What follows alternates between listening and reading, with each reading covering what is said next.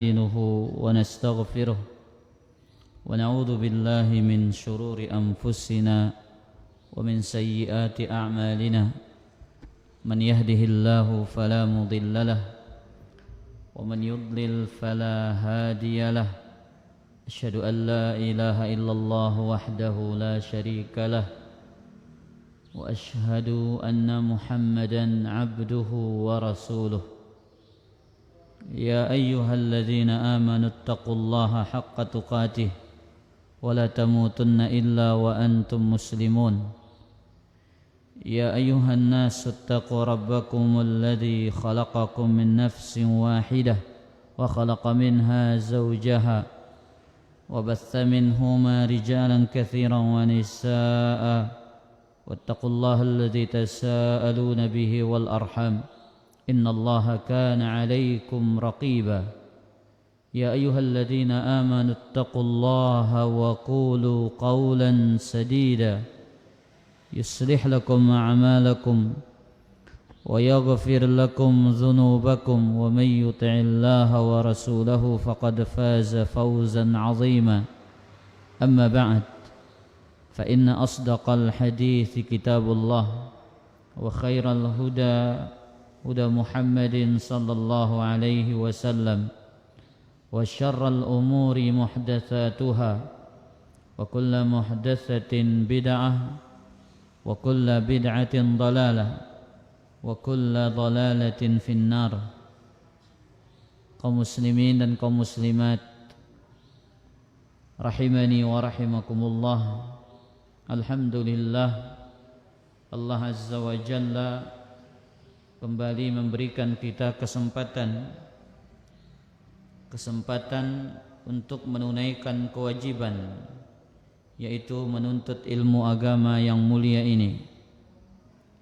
Jangan sampai kita orang-orang yang faham tentang urusan dunia, cerdas dalam perkara dunia, namun dia tidak tahu tentang urusan-urusan agamanya.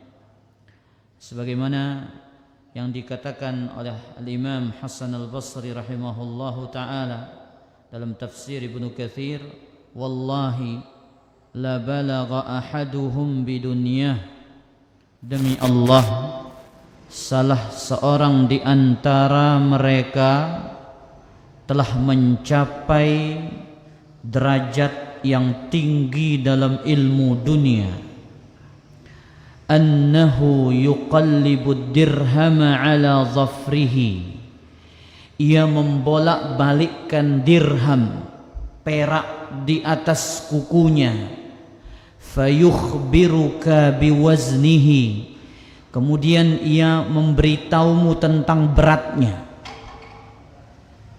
Ini saking pintarnya urusan dunia para jamaah, dia letakkan perak itu di atas kukunya, dia sudah tahu beratnya.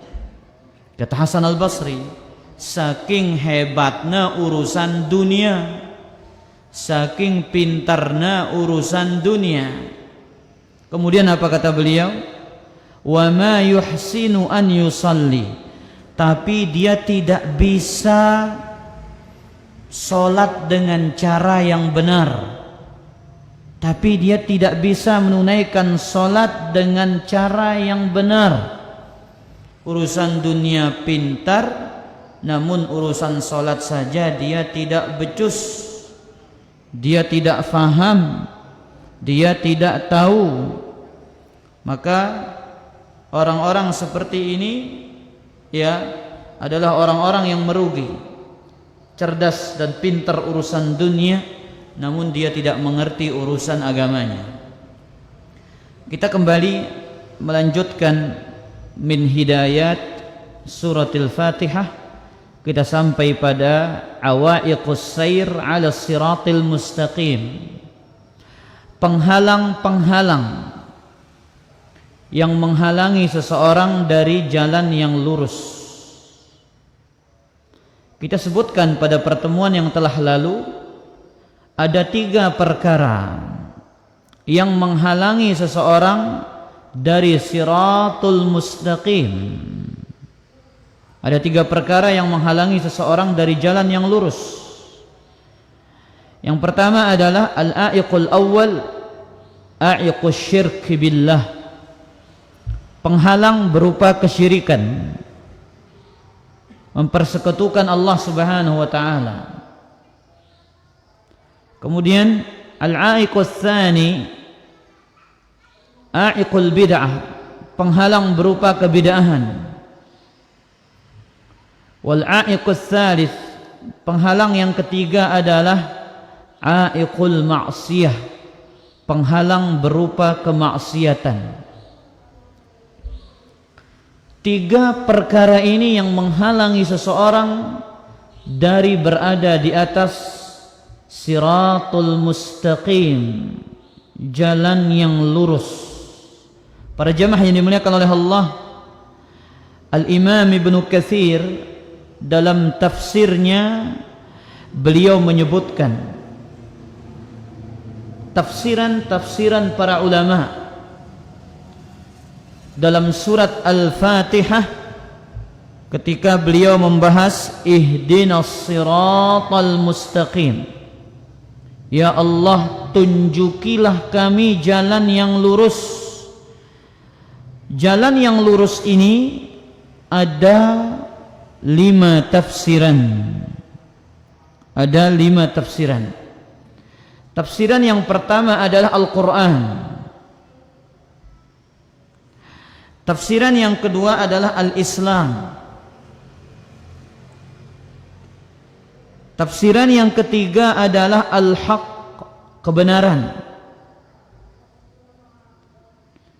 Kemudian tafsiran yang keempat adalah Minhajul Khulafa,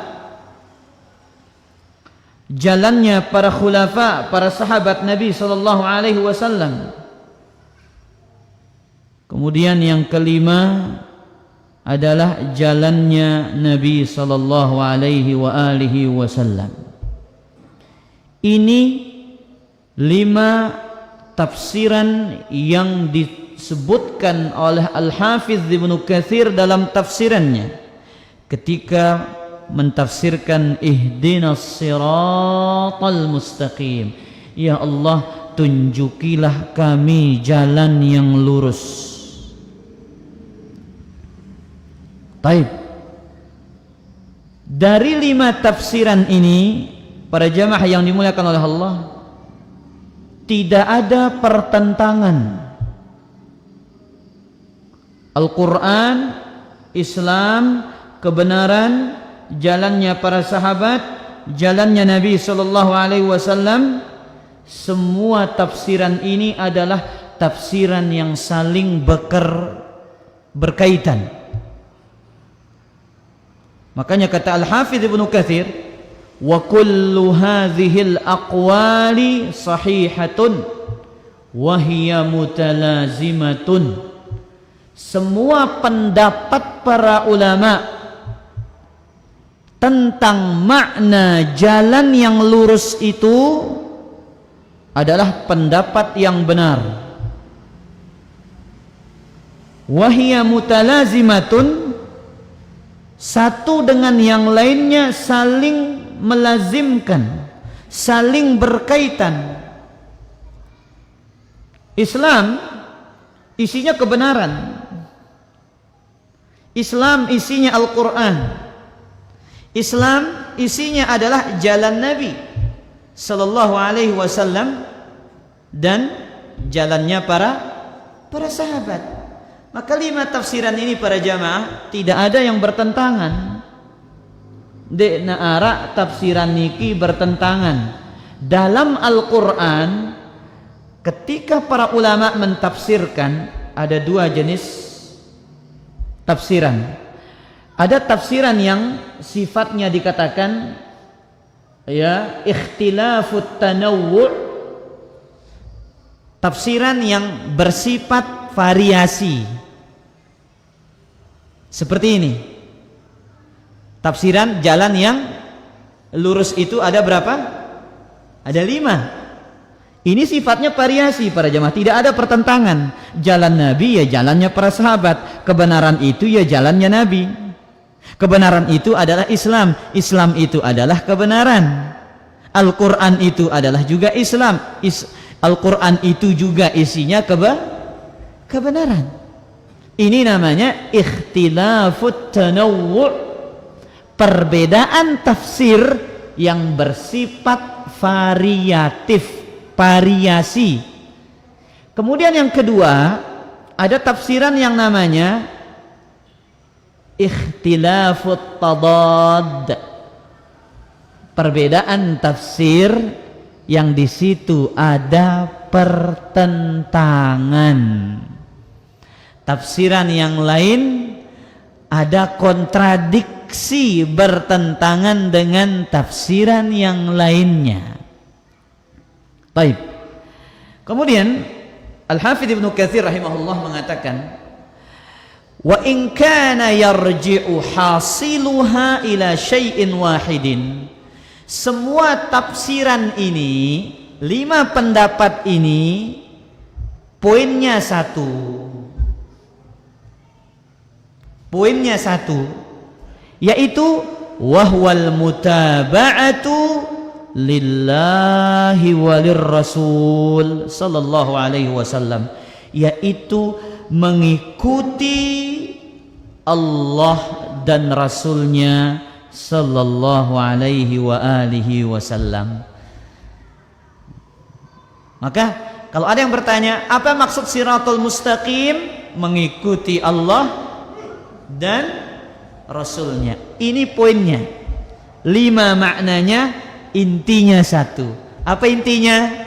Mengikuti Allah Azza wa Jalla dan Rasulnya sallallahu alaihi wa alihi wasallam. Baik. Kemudian kata Syekh Abdul Razzaq, wa an Abdullah bin Mas'ud radhiyallahu anhu, dari Abdullah bin Mas'ud, semoga Allah meridainya, qala khatta lana Rasulullah sallallahu alaihi wasallam khattan. Nabi sallallahu alaihi wasallam menggaris suatu garis. Dalam riwayat yang lain, khattan mustaqiman, jalan atau garis yang lurus. Summa qala, kemudian beliau mengatakan, hadza sabilullah, ini adalah jalannya Allah, ini adalah jalan kebenaran. Summa khatta khututan an yaminihi wa an shimalihi. Setelah Nabi kita menggaris garis yang lurus sallallahu alaihi wasallam, beliau menggaris ke kiri dan ke kanan garis yang banyak. Kemudian beliau sallallahu alaihi wasallam bersabda, hadhihi subulun mutafarriqatun ala kulli sabilin syaitanun yad'u ilaih. Ini adalah jalan-jalan yang menyimpang. Setiap jalan ini terdapat setan yang menyeru. Terdapat setan yang menyeru. Kemudian beliau membaca surat Al-An'am ayat 153. Wa anna hadza sirati mustaqiman, dan inilah jalanku yang lurus, fattabi'uh, maka ikutilah dia. Wa la tattabi'us subul, janganlah kalian mengikuti jalan-jalan selainnya. Fatafarraqa bikum an sabilihi, maka itu yang akan menjadikan kalian berpecah belah, bercerai-berai dari jalan Allah Subhanahu wa taala. Hadis ini menunjukkan jalan kebenaran itu satu. Karena Nabi menggaris satu garis yang lurus, kemudian mengatakan inilah jalan Allah. Jalan kebenaran itu satu. Jalan yang ditempuh oleh Rasul sallallahu alaihi wasallam dan para sahabatnya. Itu adalah jalan keselamatan. Mengikuti Allah dan Rasulnya, itu adalah jalan keselamatan. Kemudian hadis ini juga menunjukkan banyaknya jalan-jalan yang mengantarkan kepada kesesatan. Ya, menunjukkan penyimpangan kesesatan itu banyak. Penyimpangan itu banyak, kebatilan itu banyak, ya. Tapi namanya satu. Kekufuran satu, tapi jenisnya macamnya banyak. Kesyirikan juga satu, tapi ragamnya banyak.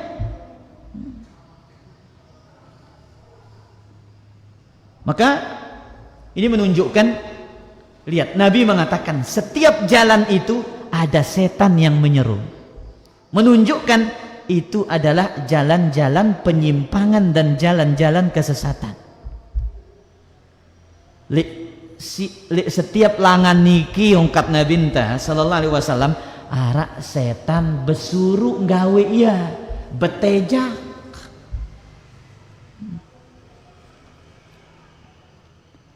Kemudian Syekh Abdul Razak mengatakan, jalan-jalan kesesatan ini yang disebutkan oleh Nabi tidak terlepas dari tiga. La takhruju anis thalathah.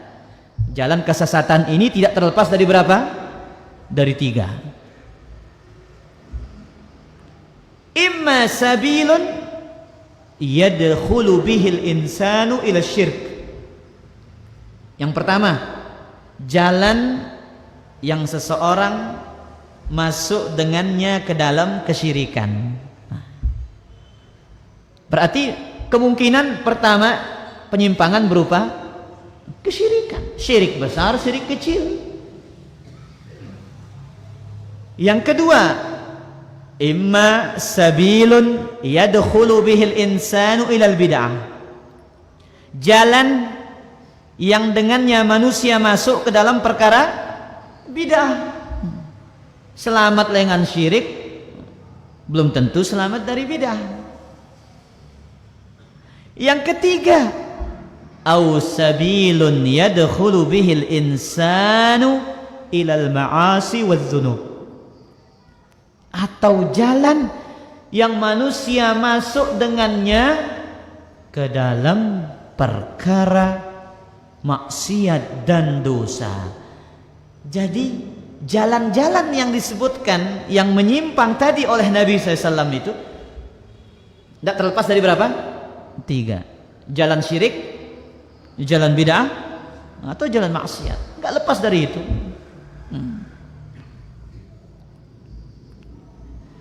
Tidak ada yang paling disenangi oleh setan ini daripada kesyirikan. Bagaimana manusia ini jatuh ke dalam kesyirikan? Maka dikatakan oleh Syekh Abdul Razak, wa ma min syakkin, tidak ada yang keraguan. Tidak ada keraguan annal ahabba lisyaitan wal arghab indahu, yang paling dicintai oleh setan itu, yang paling disenangi oleh setan itu, ayyakuna dukhulul insani ila syirk, ia berhasil menjerat manusia ini masuk ke dalam kesyirikan. Ya, lamun tawah tamang gawe syirik ri neratadah sukses aku mana setan, saya berhasil sudah, kata setan. Gawe syirik jaban neratadah wah mana. Ya, kalau enggak dia mampu, dia menyeret manusia masuk ke dalam bid'ah. Kalau dia tidak mampu, dia menyeret manusia masuk ke dalam apa? Dosa dan maksiat. Makanya Ibnu Qayyim rahimahullah dalam sebagian kitabnya, kata Syekh Abdul Razak, setan itu mencelakai manusia dari 7 jalur. Ya, annama yuridu syaitanu nailahu minal insani, ya, umurun sab'atun. Setan itu ingin mencelakai manusia itu dari 7 perkara. Ya, dia mulai dari perkara yang paling besar. Perkara yang paling besar itu adalah kesyirikan. Tidak ada dosa yang paling besar daripada kesyirikan. Dan itulah cita-cita tertinggi setan dalam menyesatkan manusia. Makanya tidak boleh kita tertipu para jamaah. Layak aku ngaji insyaallah dik ku agen gawe syirik. Oh, dari dulu saya menuntut ilmu. Oh, saya tidak mungkin jatuh ke dalam kesyirikan. Sahabat saja dulu ketika Nabi meninggal dunia banyak yang murtad. Apalagi kelas-kelas kita para jamaah. Ya. Tidak boleh kita tertipu. Setinggi apapun ilmu kita, sesoleh apapun diri kita, kita dilarang ightirar, tertipu. Apalagi kita jarang ngaji, apalagi yang ilmunya sedikit. Ya, mereka yang harus lebih takut kepada Allah Subhanahu wa taala.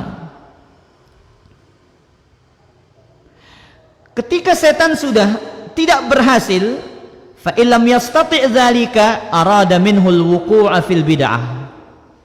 Li'anna al-bid'ata ahabbu ila asy-syaitani min al-ma'siyah. Kalau dia tidak sanggup menjerat manusia dengan jeratan-jeratan kesyirikan, setan akan menjerat hamba itu dengan perbuatan-perbuatan baru di dalam agama. Ini bahasa halusnya, perbuatan-perbuatan baru di dalam agama. Bahasa hadisnya bid'ah.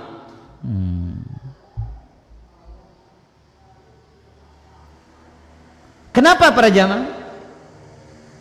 Karena bid'ah itu lebih dicintai oleh setan daripada maksiat.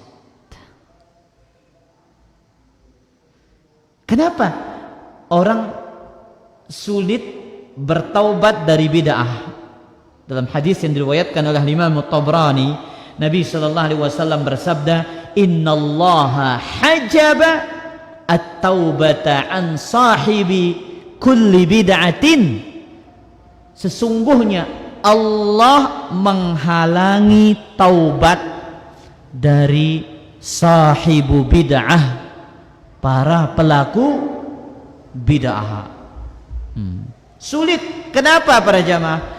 Mereka menganggap yang mereka lakukan itu adalah kebaikan, kebenaran. Mereka menganggap apa yang mereka lakukan itu adalah ibadah. Ini yang menjadikan setan itu lebih senang dulu bagaimana manusia ini jatuh ke dalam bid'ah daripada dosa besar. Tidak berhasil, barulah langkah yang berikutnya. Fa illam yastati', ya, kalau dia tidak mampu, ia menjatuhkan manusia ke dalam dosa besar. Yang keberapa sudah? 3. Ini jeratan yang ketiga, dosa besar. Sekarang gawe bid'ah ini tenyuruh gawe riba be mana? Oh, ini sulit kena bid'ah, kita suruh dia kerjain riba saja. Oh, kita suruh dia ngibahin orang saja. Ya.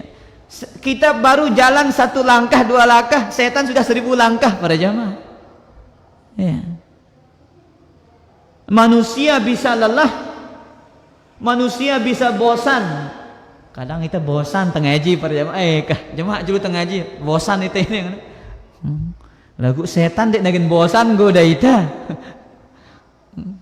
Ya, kita bosan melakukan ibadah, ya, tapi setan nggak pernah bosan menyesatkan manusia. Wah, sudah janji dari dulu para jamaah. Wah, dengan layak berjanji. Fabima aghwaytani la aq'udanna lahum siratakal mustaqim, kata Allah. Kata setan ini kepada Allah, Ya Allah, Engkau telah menghukumi aku sesat, maka aku berjanji akan menghalangi mereka dari jalan yang lurus. Janji setan dari dulu, akan menghalangi mereka dari apa? Jalan yang lurus. Taib. Setan tidak mampu menjatuhkan kita dalam dosa besar. Apa yang dilakukan? Ijtahada fi iqa'ihi fis saghirah. Setan itu mati-matian, sungguh-sungguh menjatuhkan kita dalam dosa kecil.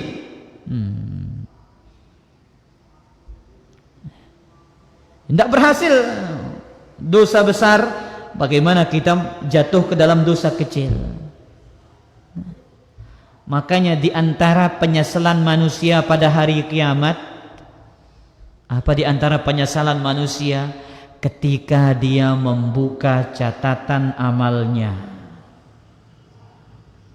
Dalam surat Al-Kahfi ayat ke-49, ketika hamba itu dibukakan catatan amalannya, dia menyesal, mengatakan, wa yaquluna ya wailatana ma li hadzal kitabi la yughadiru saghiratan wala kabiratan illa ahsaha. Mereka mengatakan, duhai celaka kami, ada apa dengan catatan ini? Ia tidak meninggalkan yang kecil maupun yang besar, kecuali tercatat dengan rapi.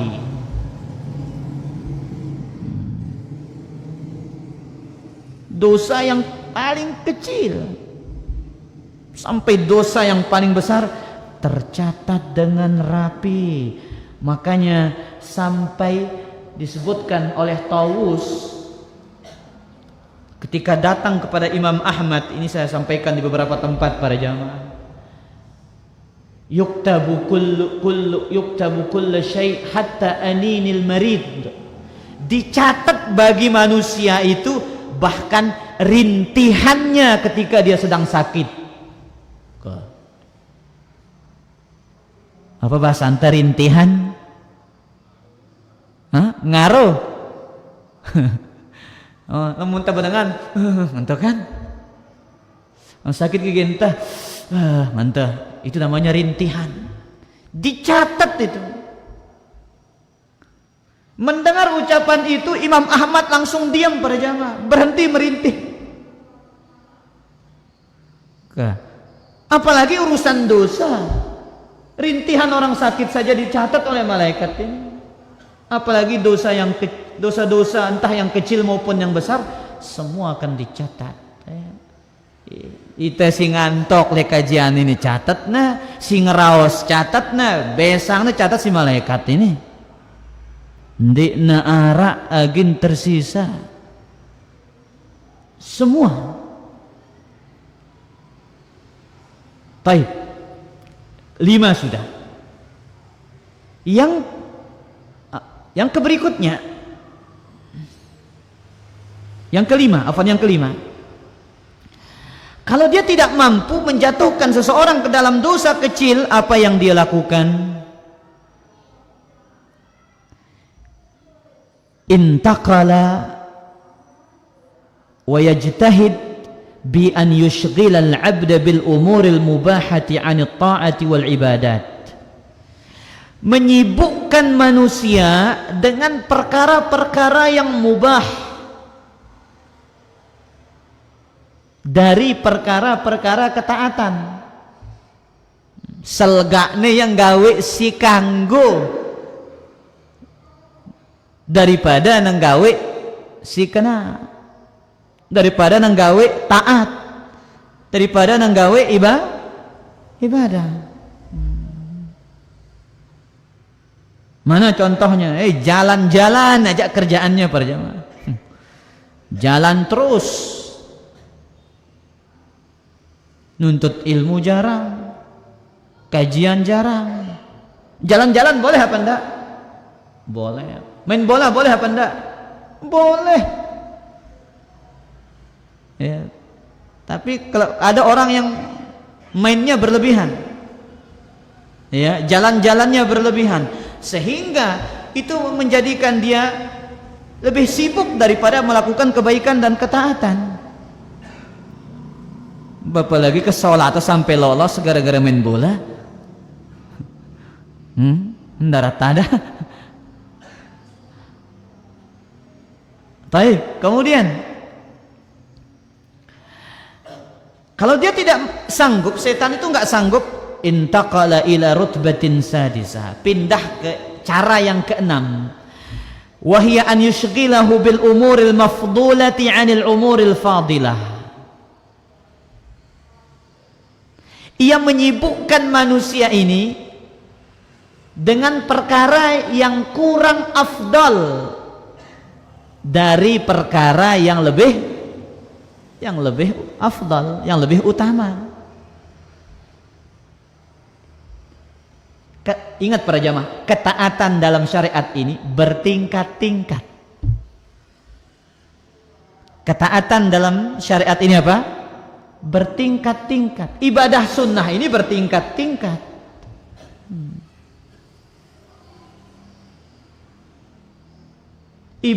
Sedekah sembunyi-sembunyi lebih utama daripada sedekah terang-terangan. Sholat sunnah di rumah itu lebih utama daripada apa? Sholat di masjid. Ini kaidahnya, ibadah itu, ketaatan itu mutafadilah. Makanya Nabi SAW mengatakan al-imanu bid'un wa sab'una syu'bah. Iman itu sekitar 70 sekian cabang, bertingkat-tingkat. Baik. Nah, kemudian ikhwatal iman, yang terakhir, ini dia. Ini tidak ada yang selamat darinya. Kata Syekh Abdul Razzaq, wa hadza la yaslam minhu ahadan. Setan nggak mampu, ia berpindah ke cara yang 7. Ini nggak ada yang selamat. Walau salima ahadun la salima minhu Rasulullah sallallahu alaihi wasallam. Kalau ada yang selamat, pasti Nabi Muhammad sallallahu alaihi wasallam selamat. Apa itu? Wa huwa an yusallita alaihi min junudihi man yu'dhih. Yaitu setan akan mengirim bala tentaranya yang tugasnya menyakiti orang yang berada di atas kebaikan.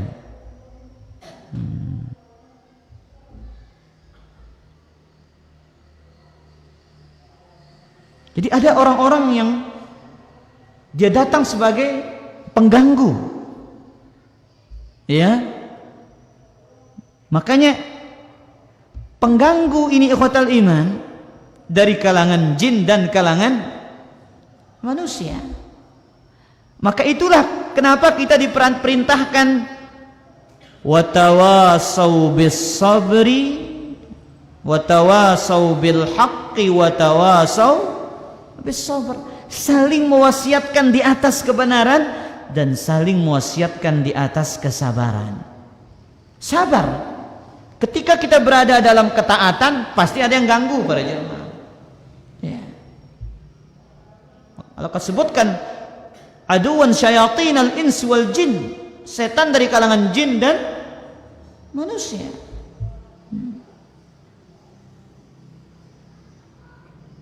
Kalau disebutkan dalam surat Al-Furqan, kadzalika ja'alna likulli nabiyyin aduwwan minal mujrimin. Demikianlah kami jadikan bagi setiap nabi itu aduan, ada musuh.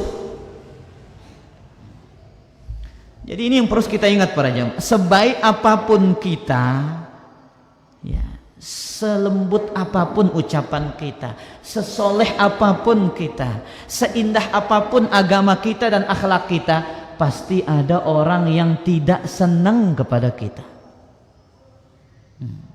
Pasti ada ndekna ada menita para jamaah. Lihat Nabi sallallahu alaihi wasallam. Ada yang kurang dari Nabi sallallahu alaihi wasallam? Enggak ada yang kurang dari sisi akhlak, dari sisi agama, dari sisi cara menyampaikan bagaimana sempurnanya dakwah Nabi, tapi ada yang memusuhi, banyak yang memusuhi. Karena kalau urusannya menyampaikan kebenaran para jamaah, menyampaikan al-haq itu pasti ada kontradiksi, pro dan kontra. Ada yang senang dan ada yang tidak senang. Itu sunnatullah. Ini sunnah Allah. Maka ikhwatal iman azzani Allah wa iyyakum, syirik kita harus berusaha menghindar darinya. Bid'ah kita berusaha menjauhkan diri darinya. Kemudian kita bersungguh-sungguh melawan hawa nafsu dari fitnah syahwat yang menjerumuskan manusia ke dalam dosa dan maksiat.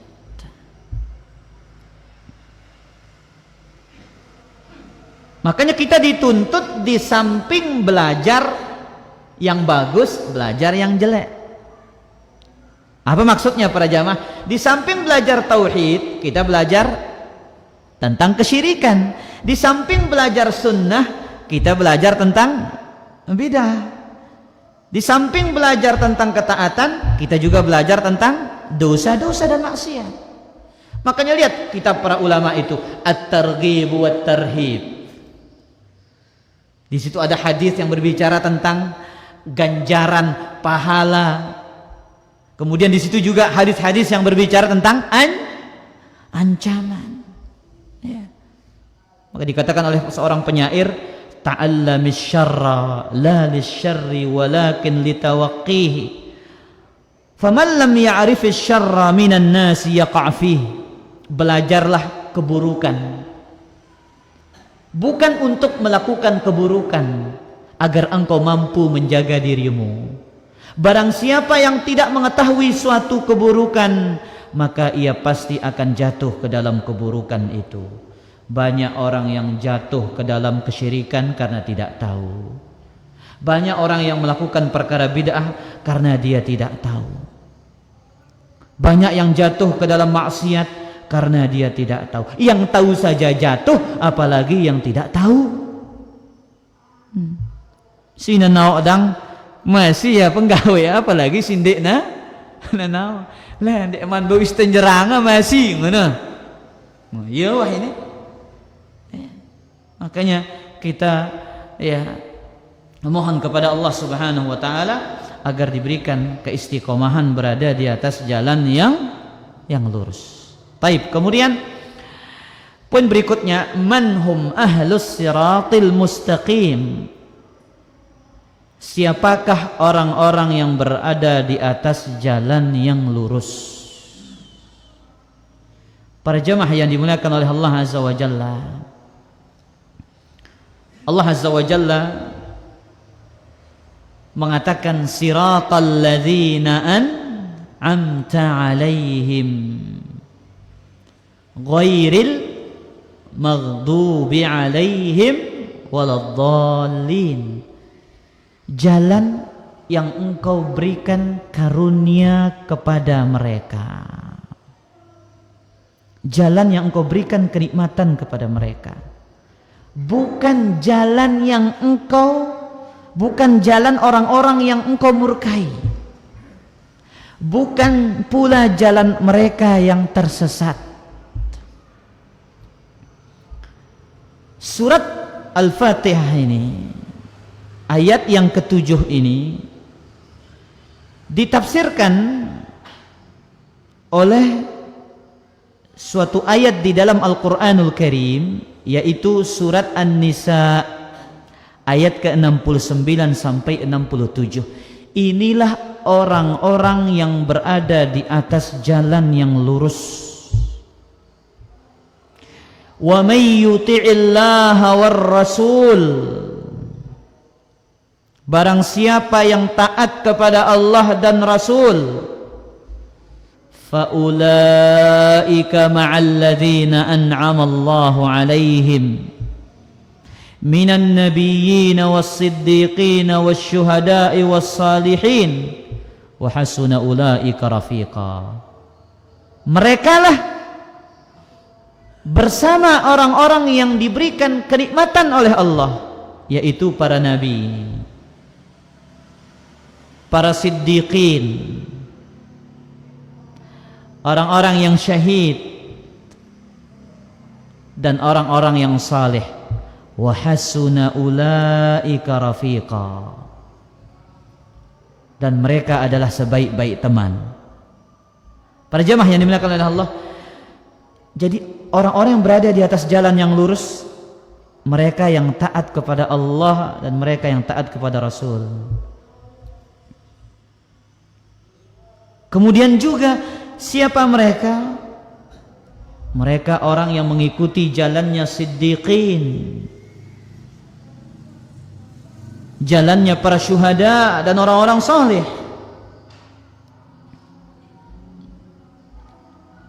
Ada faedah dalam ayat ini para jamaah. An'amta 'alaihim siratal ladzina an'am, jalan yang engkau berikan nikmat kepada mereka.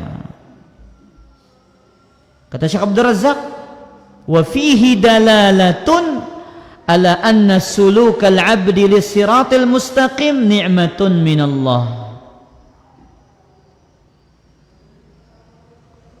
Menempuh jalan yang lurus ini murni kenikmatan dari Allah. Murni kenikmatan dari Allah, bukan karena kecerdasan, bukan karena dalamnya pemahaman, bukan karena dia ahli ilmu. Ilmu itu sebab yang mengantarkan menuju hidayah, tapi ketika kita berada di atas jalan yang lurus, itu murni karunia dari Allah. Makanya Allah bahasakan siratal ladzina an'amta 'alaihim, jalan yang engkau berikan karunia kepada mereka. Kita bisa berada di atas hidayah, di atas sunnah, di atas tauhid, murni karena karunia dari Allah Azza wa Jalla. Kemudian Syekh Abdul Razzaq mengatakan, ini poin penting para jamaah, fala yakunul 'abdu mun'aman 'alaihi illa bi amrain. Seorang hamba tidak dikatakan diberikan karunia kecuali dengan dua hal. Seorang hamba tidak dikatakan mun'aman 'alaihi, tidak diberikan karunia berada di atas jalan yang lurus kecuali dengan dua hal. Satu, ilmun bil haq, dia tahu kebenaran. Yang kedua, wa amalun bihi, dia mengamalkan kebenaran itu. Baru orang itu dikatakan diberikan karunia berada di atas jalan yang lurus. Berarti dia tahu kebenaran dan dia mengamalkan kebenaran itu. Luwe ita nau si kena lagu ndek teman sanggup jalaninnya. Nah, ini jadi masalah kita ini para jamaah. Kita banyak memohon hidayah. Ya Allah, berikan hambamu ini hidayah agar dia sanggup mengamalkan kebenaran setelah dia mengetahuinya. Ya Allah, berikan hambamu ini taufik, berikan hambamu ini bimbingan agar dia sanggup menjalankan kebenaran itu. Makanya manusia ini terbagi menjadi tiga. Berkaitan dengan ayat ini, manusia terbagi menjadi apa? Tiga. Yang pertama, qismun mun'amun alaih, orang-orang yang diberikan karunia dan kenikmatan berada di atas siratul mustaqim. Kita berharap kita nomor satu ini, mun'amun alaih. Yang kedua, wa qismun maghdubun alaih, orang-orang yang dimurkai. Siapa? Yang diberikan karunia, tahu kebenaran, dia amalkan. Dimurkai, tahu kebenaran, tidak mau mengamalkan. Yang ketiga, Wa qismun dhallun, orang-orang yang tersesat. Siapa? Tidak tahu kebenaran tapi dia buat-buatkan dirinya kebenaran. Artinya bagaimana? Beramal tanpa ilmu. Nah, Allahu taala alam. Sudah dikumandangkan azan ini para jamaah. Sudah azan? Silakan kita azan dulu.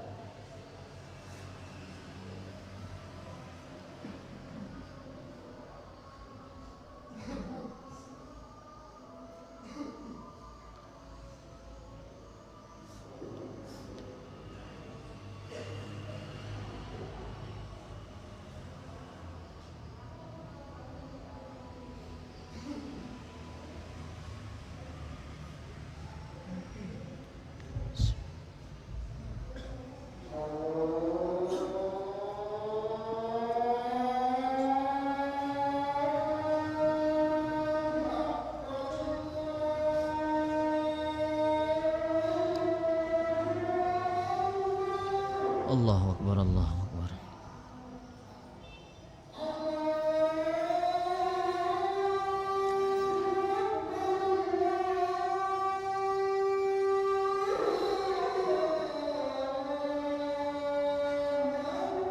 Allah.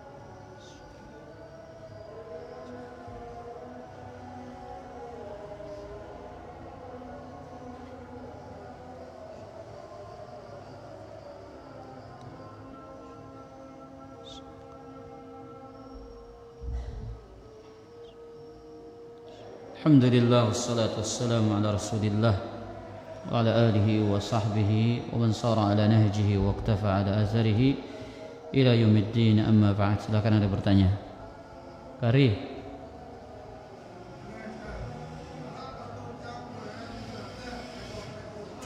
Hah?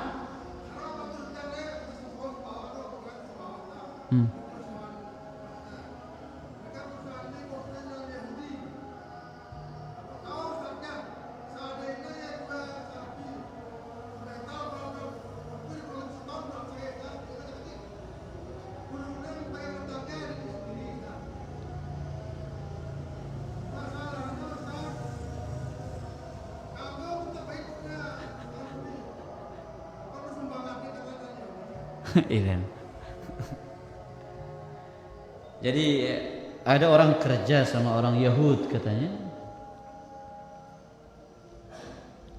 Kemudian dia diberikan sapi. Karena dia orang yang baik. Para jemaah yang dimuliakan oleh Allah, dalam bermuamalah urusan dunia itu kita diberikan kebebasan dalam agama selama tidak bertentangan dengan syariat.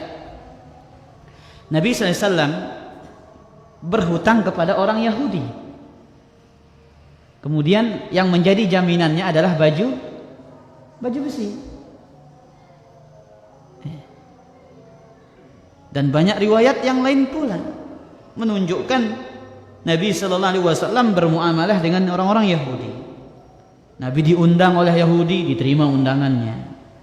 Nah ini kalau kita dikasih sumbangan hadiah misalkan, ya kita dikasih hadiah, alhamdulillah, ya, tidak ada masalah untuk diterima. Sebagaimana Nabi SAW menerimanya. Jelas nih? Allah Ta'ala a'lam.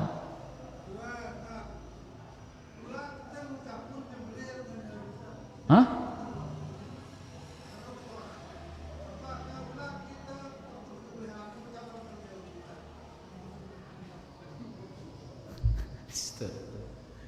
Iya. Kalau orang-orang kafir melakukan ibadah, ibadahnya nggak diterima para jamaah. Karena syarat diterimanya ibadah itu adalah Islam.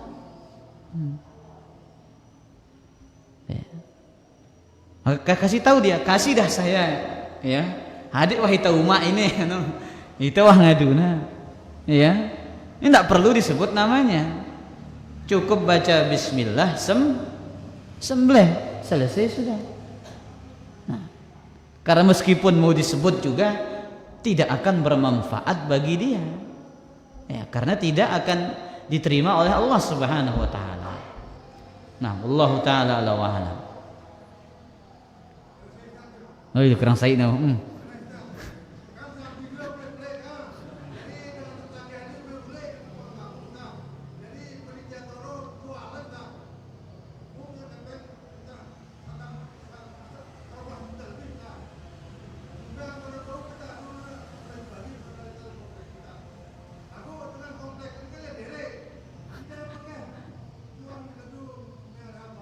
Sampai simbe jual re.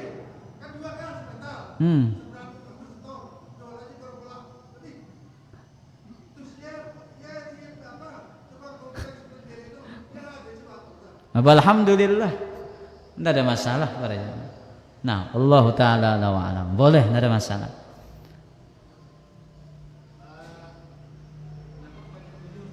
Hah?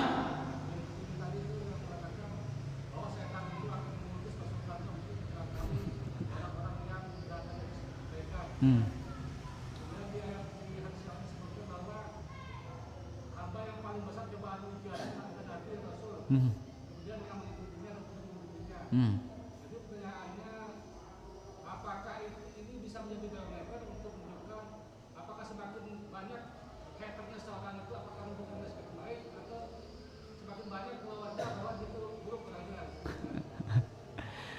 Taib, inti pertanyaannya Tuan Jul ini tentang banyaknya ujian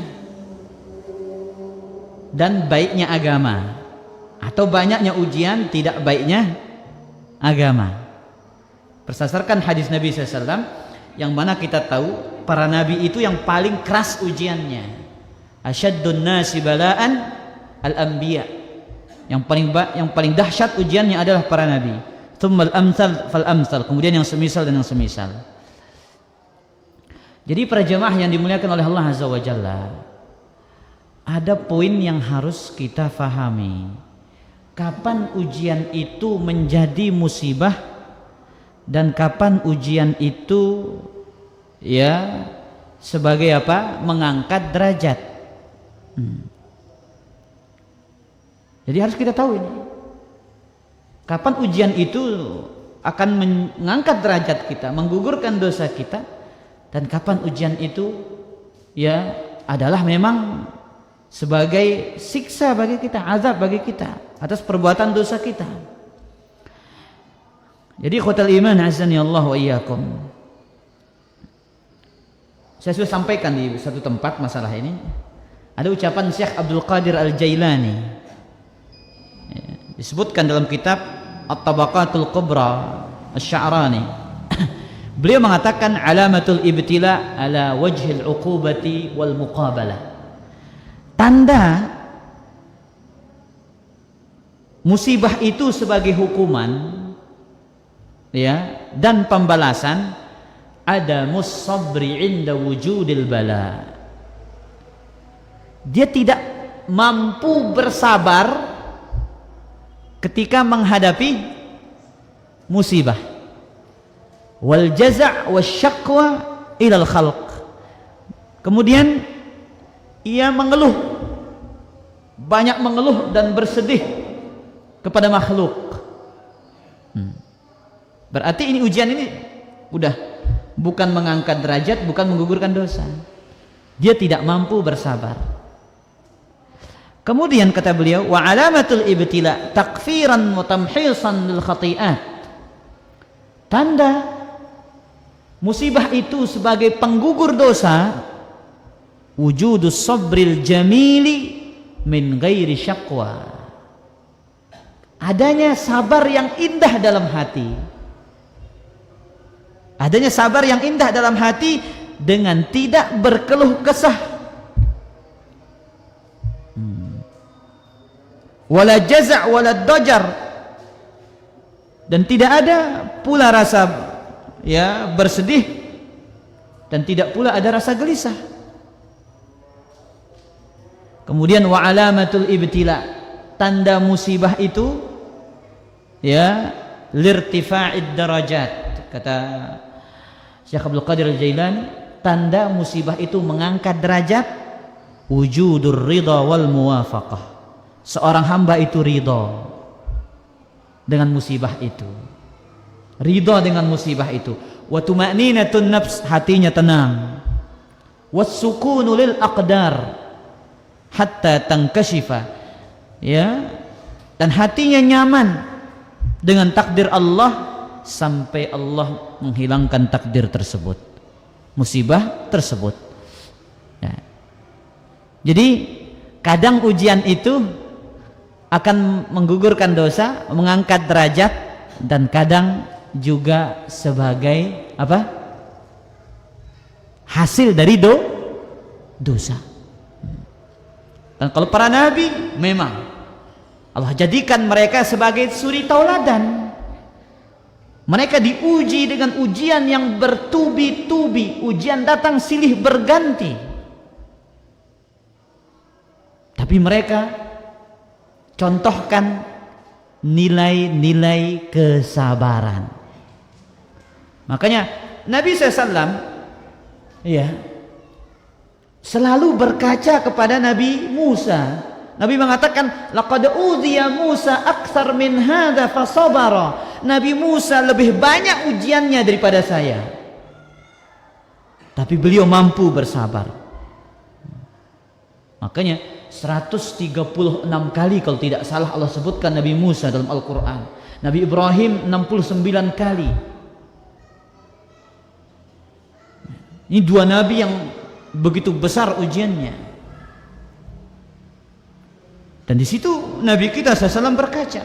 Dan makanya kita disuruh melihat ujiannya Rasul sallallahu alaihi wasallam untuk meringankan ujian-ujian dan musibah-musibah yang kita hadapi. Wallahu taala a'lam wa a'lam. Jelas Tuan Jul?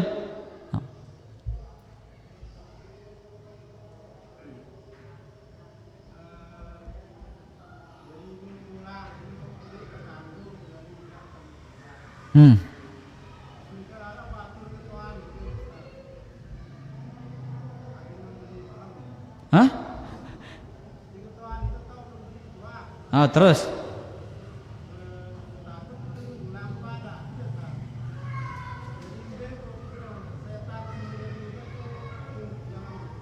Apa? Badak dia.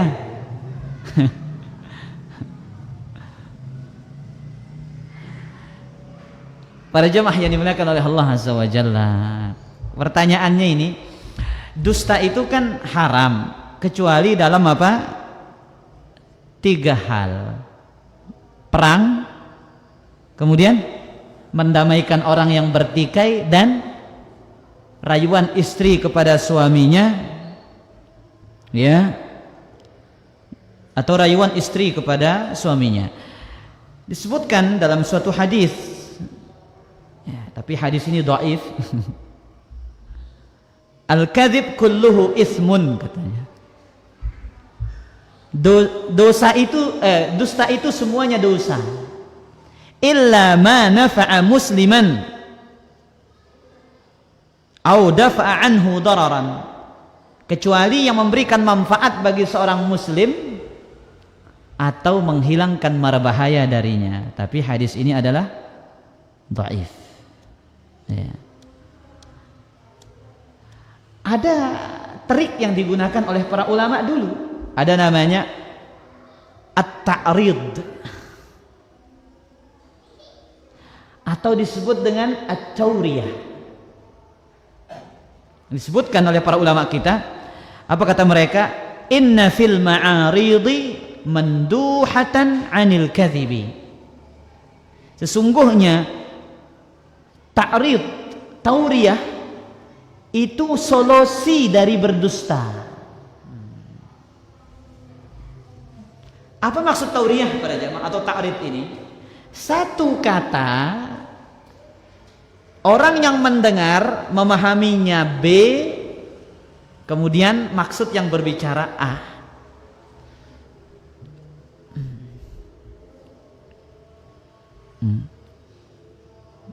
Dia mengatakan lagi jalan.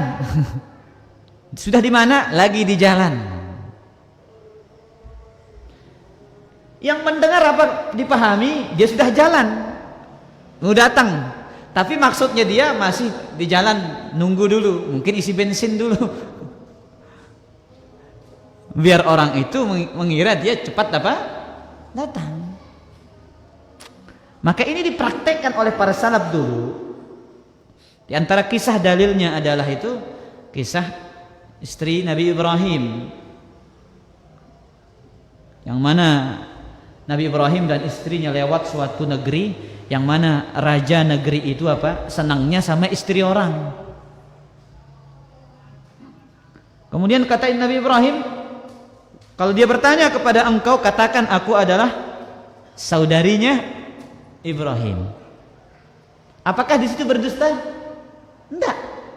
Sang raja memahami saudari hubungan darah, nasab. Tapi yang dimaksudkan dari istri Nabi Ibrahim alaihi salatu wassalam adalah apa? Saudari seagama.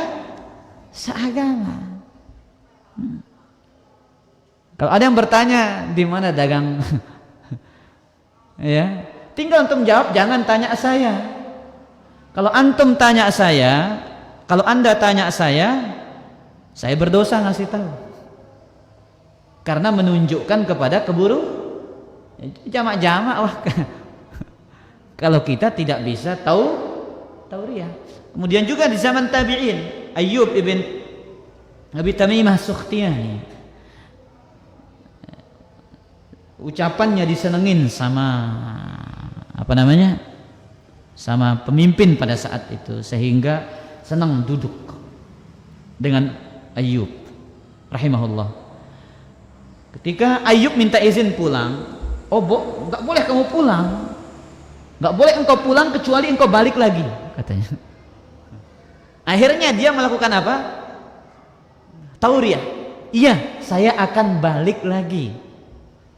Raja memahami, pemimpin yang berbicara dengannya memahami apa? Dia akan balik, duduk dengan dia kembali. Tapi yang dia pahami adalah dia melakukan trik para jamaah. Dia akan kembali sekedar untuk mengambil sandalnya. Ya. Dia taruhlah sandalnya di samping kanan pintu raja itu. Kemudian dia pulang, dia balik lagi para jamaah, diambil sandalnya, pulang lagi. Itu namanya apa? At-tauriyah. Itu solusi daripada berdusta. Wallahu ta'ala a'la wa a'lam. Demikian kajian kita. Kurang lebihnya mohon maaf. Subhanakallahumma bihamdika asyhadu an la ilaha illa anta astaghfiruka wa atubu ilaik. Wassalamualaikum warahmatullahi wabarakatuh.